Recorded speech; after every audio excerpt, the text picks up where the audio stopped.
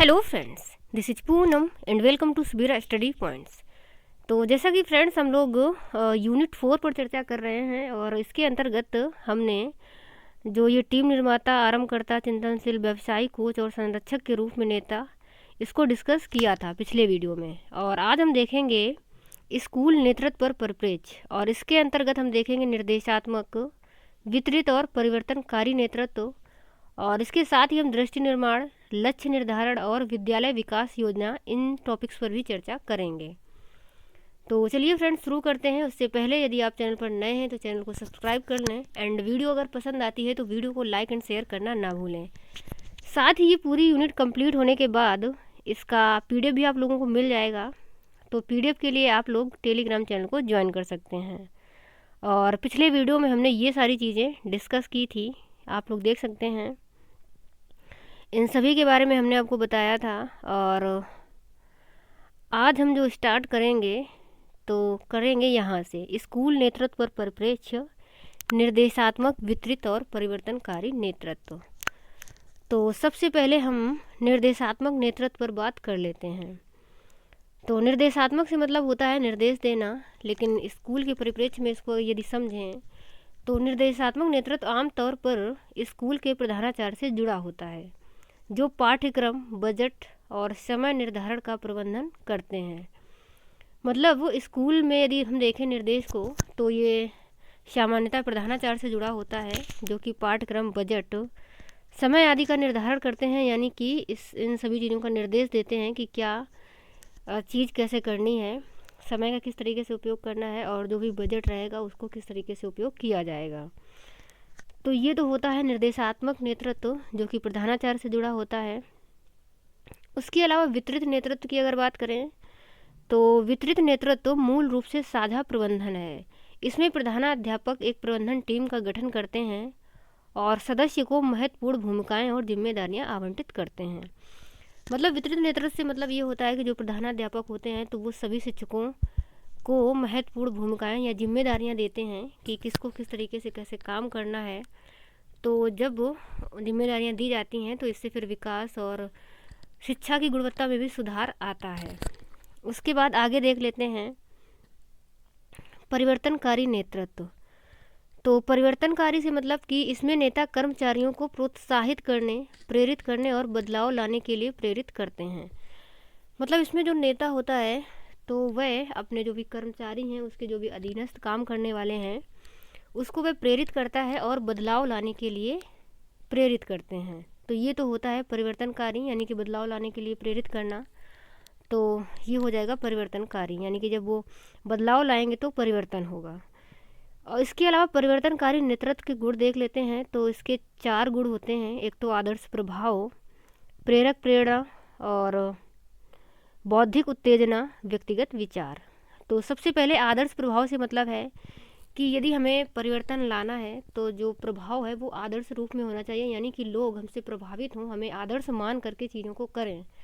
तो जब वो व्यक्ति आदर्श मानते हैं नेता को, तब वह उसके हिसाब से, मतलब उसके अकॉर्डिंग, या जैसा नेता व्यवहार करता है वैसा व्यक्ति भी करते हैं, तो परिवर्तन होता है। इसके अलावा प्रेरक प्रेरणा, यानी कि एक नेता को प्रेरित करने वाला होना चाहिए, यानी कि वह लोगों को प्रेरित कर सके, प्रेरणा दे सके। इसके अलावा बौद्धिक उत्तेजना, मतलब बौद्धिक क्षमता भी अच्छी होनी चाहिए ताकि वह लोगों को अच्छे ढंग से विकसित कर सके, लोगों को अच्छे ढंग से निर्देशित कर सके या चीज़ों को बता सके। इसके अलावा व्यक्तिगत विचार, यानी कि उसके विचार भी अच्छे होने चाहिए, जो उसके विचार हैं वो प्रभावित करने वाले होने चाहिए लोगों को। तो क्योंकि लोग विचारों से भी प्रभावित होते हैं, तो उसके जो वैयक्तिक विचार हैं वो भी प्रभावित करने योग्य होने चाहिए। तो ये 4 गुण होते हैं एक परिवर्तनकारी नेता के अंदर, यानी कि वह आदर्श प्रभाव हो, प्रेरक प्रेरणा, बौद्धिक उत्तेजना और व्यक्तिगत विचार। उसके बाद हम देख लेते हैं सहभागी नेतृत्व। तो सहभागी नेतृत्व मतलब इसे लोकतांत्रिक नेतृत्व भी कहा जाता है। यह सदस्यों के विचारों का योगदान करने और निर्णय लेने में भाग लेने की अनुमति देता है। तो कहने का मतलब ये है कि जो सहभागी नेतृत्व होता है इसे लोकतांत्रिक नेतृत्व भी कहा जाता है। और लोकतांत्रिक जो नेतृत्व होता है उसमें सभी का योगदान रहता है, मतलब उसमें जो भी सदस्य होते हैं उनके जो कुछ भी विचार होते हैं उनको भी महत्व दिया जाता है। और निर्णय लेने में उनको भी सम्मिलित किया जाता है, यानी कि वो भी निर्णय ले सकते हैं। तो निर्णय लेने में भाग मतलब निर्णय लेने के लिए उन्हें भी अनुमति मिलती है। तो ये तो होता है सहभागी नेतृत्व। उसके बाद आगे देख लेते हैं, अगला है आकस्मिक नेतृत्व। तो ये सिद्धांत बताता है कि नेता की सफलता केवल उसकी क्षमताओं पर निर्भर नहीं करती, बल्कि परिस्थितियों पर भी निर्भर करती है। तो कहने से मतलब ऐसे है कि जो एक नेता होता है सिर्फ अपनी क्षमताओं के हिसाब से ही नेता नहीं बनता। मतलब इस सिद्धांत के अकॉर्डिंग ये बोला गया है कि जो नेता की सफलताएं हैं वो सिर्फ उसकी क्षमताओं पर ही निर्भर नहीं करती, बल्कि परिस्थितियों पर भी निर्भर करती हैं। यानी कि परिस्थितियाँ यदि किसी नेता के विपरीत होती हैं तो वह एक अच्छा नेता नहीं बन पाता, और परिस्थितियाँ अनुकूल होती हैं तो वही नेता एक प्रभावी नेता बन करके विकसित होता है। उसके बाद आगे बात कर लेते हैं दृष्टि निर्माण, लक्ष्य निर्धारण और विद्यालय विकास योजना तैयार करना। तो इसकी अगर बात करें तो विद्यालय विकास योजना एक महत्वपूर्ण है जो विद्यालय के अध्यापकों व विद्यालय प्रबंधन समिति के सदस्यों को कार्य करने हेतु आधार प्रदान करता है। मतलब जो विद्यालय विकास योजना है तो ये विद्यालय के अध्यापकों व विद्यालय प्रबंधन समिति के सदस्यों को कार्य करने हेतु आधार प्रदान करता है। मतलब इसी के अंतर्गत सारी चीज़ें सम्मिलित रहती हैं, सारी गतिविधियाँ सम्मिलित रहती हैं कि कैसे क्या करना है। तो यह एक तरीके से आधार प्रदान करता है या दिशा निर्देशन प्राप्त करता है। उसके बाद आगे देख लेते हैं, तो इसमें विद्यालय की गतिविधियाँ सम्मिलित रहती हैं जो भविष्य निर्धारित लक्ष्यों को उचित समय सीमा में उचित रणनीति और कार्य योजनाओं के साथ प्राप्त करने में संचालित की जाती हैं। यानी कि इसी के अंतर्गत सारी गतिविधियाँ सम्मिलित रहती हैं कि किस काम को कैसे करना है, किस टाइम करना है। तो ये सारी चीज़ें इसमें सम्मिलित रहती हैं। और इसके अलावा RT 2009 के अनुसार विद्यालय विकास योजना तैयार करना विद्यालय प्रबंधन समिति का कर्तव्य है। तो RTE 2009 हमने डिटेल में पढ़ाया है, यदि आपने वीडियो नहीं देखा है तो उसे भी देख लें। और उसमें बहुत सारे प्रावधान हैं बच्चों के बारे में भी। तो इसी में ये भी बताया गया है कि जो विद्यालय विकास योजना तैयार करना है वो विद्यालय प्रबंधन समिति का कर्तव्य है। इसके अलावा प्रबंधन समिति को वित्तीय वर्ष की समाप्ति से कम 3 महीने पहले विद्यालय विकास योजना तैयार करनी होगी, जो कि 3 वर्षीय योजना होगी।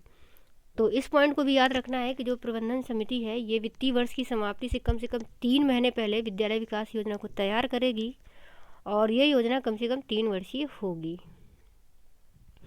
उसके बाद आगे देख लेते हैं विद्यालय विकास योजना का महत्व। तो विद्यालय विकास योजना यह जोड़ने की योजना है कि जो छात्रों को बेहतर और गुणवत्तापूर्ण शिक्षा प्रदान करने में मदद करती है। तो क्योंकि विद्यालय जो विकास योजना होती है उसी में सारी गतिविधियाँ वगैरह सम्मिलित रहती हैं, तो वो गतिविधियाँ उन गतिविधियों के माध्यम से ही छात्रों को बेहतर और गुणवत्तापूर्ण शिक्षा प्रदान करने में मदद भी मिलती है। अब आगे अगर बात करें तो विद्यालय विकास योजना अभिभावकों को अपने बच्चों के लिए विद्यालय में प्राप्त होने वाली सुविधाओं और शिक्षा व्यवस्था पर अपने सुझाव देने का अवसर भी प्रदान करती है। मतलब कि जो विद्यालय विकास योजना होती है तो वह अभिभावकों को भी ये अवसर देती है कि जो भी विद्यालय में बच्चों को सुविधाएं मिल रही हैं या जो शिक्षा मिल रही है उस पर अभिभावक भी अपने सुझाव प्रस्तुत कर सकते हैं। इसके अलावा ये विद्यालय समुदाय की प्रगति की समीक्षा करता है तथा प्राथमिकताओं की पहचान करके आगे सुधार करने के लिए योजना बनाने में भी सहायक होता है। यानी कि जो विद्यालय विकास योजना है तो ये विद्यालय समुदाय की प्रगति की समीक्षा करता है, यानी कि उसका विश्लेषण करता है, और विश्लेषण करने के बाद प्राथमिकताओं की पहचान से मतलब है जो भी ज़रूरतें हैं उनकी पहचान करता है, और पहचान करने के बाद या फिर जो चीज़ें जो मतलब कमियां रह गई हैं उन सभी चीज़ों की पहचान करता है और आगे सुधार करने के लिए फिर से योजना बनाने में सहायक होता है। आगे हम बात करें तो यह स्कूल की प्रभावशीलता को बढ़ाता है, क्योंकि यह स्कूल समुदाय को स्पष्ट दृष्टिकोण विकसित करने में सक्षम बनाता है। तो यह स्कूल की प्रभावशीलता को भी बढ़ाता है, क्योंकि इसी से हमें पता चलता है कि जो स्कूल समुदाय है उसका मतलब स्पष्ट दृष्टिकोण क्या होना चाहिए, इसको समझने में ये सक्षम बनाता है। स्पष्ट दृष्टिकोण से मतलब है कि जो हमारा विद्यालय है वो क्या हो सकता है, कैसे बन सकता है आगे, या हमें कैसा बनाना है। तो ये सारी चीज़ें हमें विद्यालय विकास योजना के अंतर्गत ही पता चलती हैं। और आगे देख लेते हैं तो स्कूल विकास कार्यक्रम सार्वभौमिक नामांकन, प्रतिधारण, गुणवत्ता और उचित उम्र में प्रारंभिक शिक्षा को पूरा करना भी सुनिश्चित करता है। आगे देख लेते हैं विद्यालय विकास योजना की प्रक्रिया। तो समीक्षा या विद्यालय विश्लेषण, यानी कि जो विद्यालय विकास योजना है ये वहाँ की मतलब स्कूल की समीक्षा करती है या विश्लेषण करती है, और विश्लेषण करने के बाद पता चलता है कि क्या ज़रूरतें हैं, किसको किस तरीके से करना है, मतलब क्या किस ढंग से किया जाना चाहिए। तो जब वे विश्लेषण कर लेती है तो फिर चीज़ों को डिजाइन करती है, मतलब कि क्या कैसे करना है, इस चीज़ को डिजाइन करके मतलब एक रूपरेखा तैयार करी जाती है। उसके बाद कार्यान्वयन, यानी कि जब रूपरेखा तैयार हो जाती है तो फिर उसको लागू किया जाता है, यानी कि उसका कार्यान्वयन किया जाता है। और उसके बाद फिर मूल्यांकन। तो पहले विश्लेषण किया, फिर डिजाइन किया, कार्यान्वयन किया, यानी कि उस चीज़ को लागू किया था जो भी रूपरेखा तैयार की है।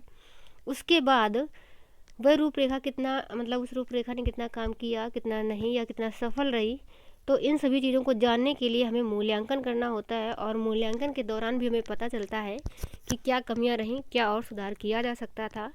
तो यही मतलब मूल्यांकन होगा, तो उसको फिर से मतलब यही क्रियाएं दोहराई जाती हैं। तो ये होती है विद्यालय विकास योजना की प्रक्रिया। उसके बाद आगे बात कर लेते हैं विद्यालय विकास योजना के कार्य। तो प्रगति की ठीक से निगरानी करना, मतलब जो भी विद्यालय ने प्रगति की है तो उसकी अच्छे से निगरानी करना। इसके अलावा संसाधनों का प्रभावी प्रयोग, जो भी संसाधन है उसका प्रभावी ढंग से प्रयोग करना, माता पिता को भी शामिल करना और धन का उचित आवंटन करना। इसके अलावा जो प्रबंधन है उसको अच्छा प्रबंधन बनाना, मतलब चीज़ों को अच्छी तरीके से प्रबंधित करना, और लचीली योजना बनाना, यानी कि योजना को हमें कठोर नहीं बनाना है, लचीला ही रखना है। मतलब योजना ऐसी हो जिसको हम क्रियान्वयन कर सकें, उसको व्यवहारिक रूप से ला सकें। मतलब ऐसी नहीं बनाना है कि बहुत सारी कठोर योजना बना दी और उसको हम व्यवहारिक रूप में लागू भी नहीं कर पा रहे हैं। तो योजना हमें लचीली ही रखनी है। इसके अलावा आवश्यक सामग्री उपलब्ध करवाना, तो जो भी सामग्री हैं, मतलब जो भी आवश्यक सामग्री होती है उन्हें उपलब्ध करवाना।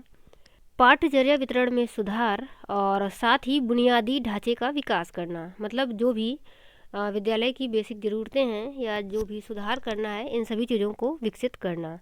तो ये सारे कार्य होते हैं विद्यालय विकास योजना के। उसके आगे अब हम देख लेते हैं दृष्टिकोण निर्माण। तो दृष्टिकोण निर्माण से मतलब होता है कि स्कूल के प्रति दृष्टिकोण का निर्माण करना, कि भविष्य में स्कूल क्या हो सकता है, क्या बन सकता है, या फिर इससे जुड़े लक्ष्यों का निर्माण करना और कार्यान्वयन करना। तो ये तो होता है दृष्टिकोण निर्माण। तो चलिए फ्रेंड्स, आज की वीडियो में हम इतना ही रखते हैं और आगे मिलेंगे अगले वीडियो में। तब तक के लिए bye bye and take care.